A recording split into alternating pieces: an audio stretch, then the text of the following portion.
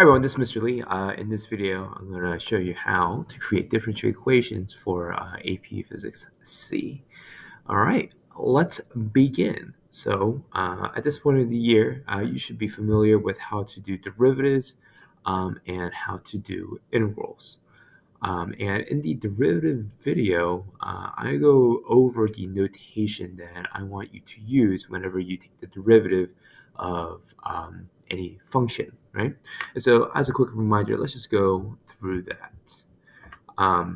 So for example, if we had a function x is equal to, let's say, 5t cubed minus 2t squared plus 7. All right, so this is a function, a position function, right? And in this position function, we have the variable of time. So it's a position function with respect to time. All right. So when we take the derivative of a position function, what we're doing is we are getting the function for velocity, right? And so we might be used to writing this as v of t is equal to 15t squared minus 4t plus 0. So you might write it like this. Sometimes in calculus, you might use the notation where the prime notation, and both of these are correct. But the method that I mentioned in my previous video is I want you to actually take a look at what taking the derivative means for us. So when we take the derivative, we are looking at the tiny amount of our two variables.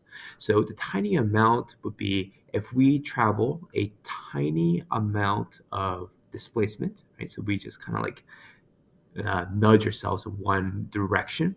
And in that one tiny little nudge, it takes us a tiny amount of time. What we get is a ratio, right? So how much we move slightly in a slight amount of time.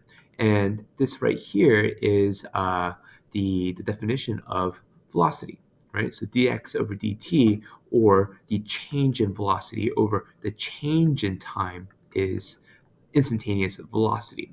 So because we have this as one of our definitions, okay, we can actually write our formula right here as dx over dt is equal to 15t squared minus 4t. And the reason why I'm bringing this up is when we're creating our differential equations, this is the notation that we need to take in order to actually progress forward. Okay, so this is our the notation for velocity.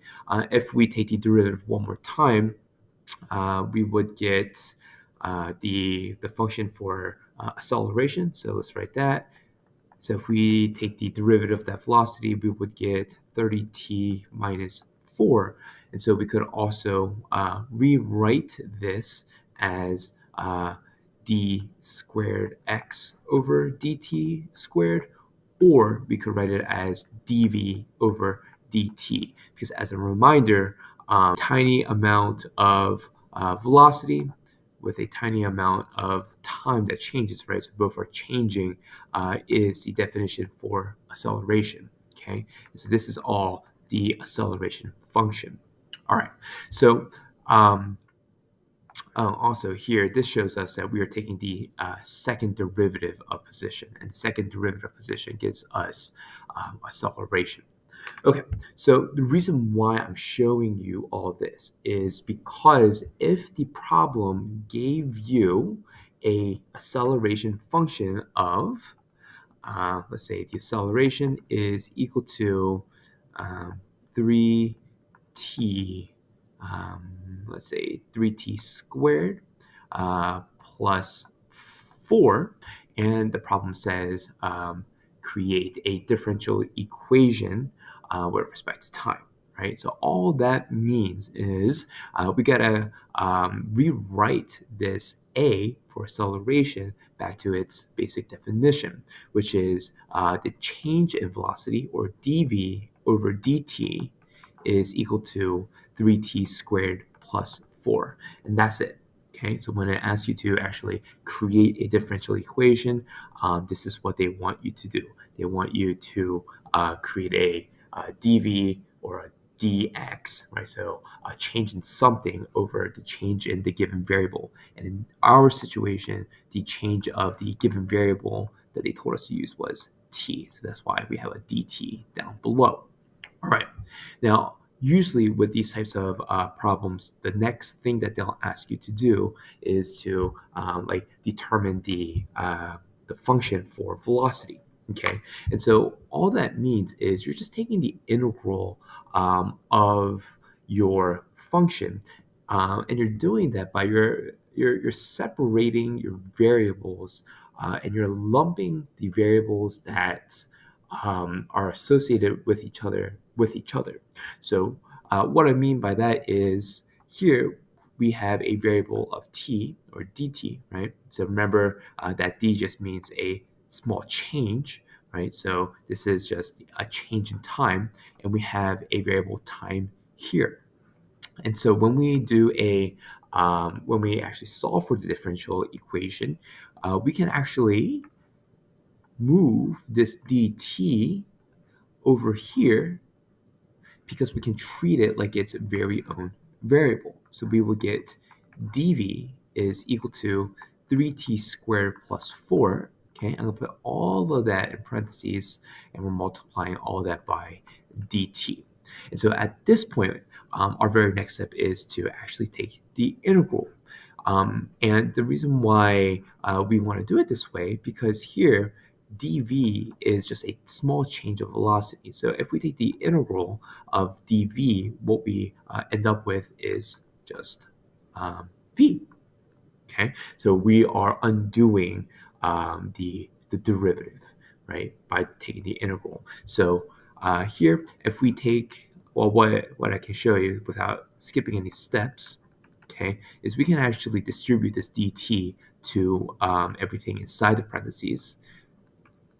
Now, oftentimes you'll see me skip this step because it does get a little bit messy, but this shows you exactly what we're doing when we are taking that integral. And based on the problem, the integral that we take will have specific bounds, right?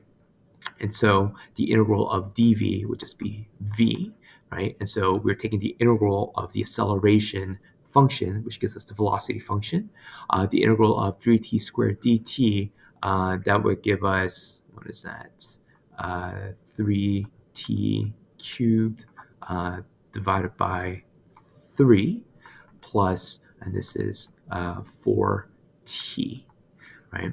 And then we could clean that up and we get t cubed plus 4t, right? And that right there is the end of a differential equation that you'll see in AP Physics.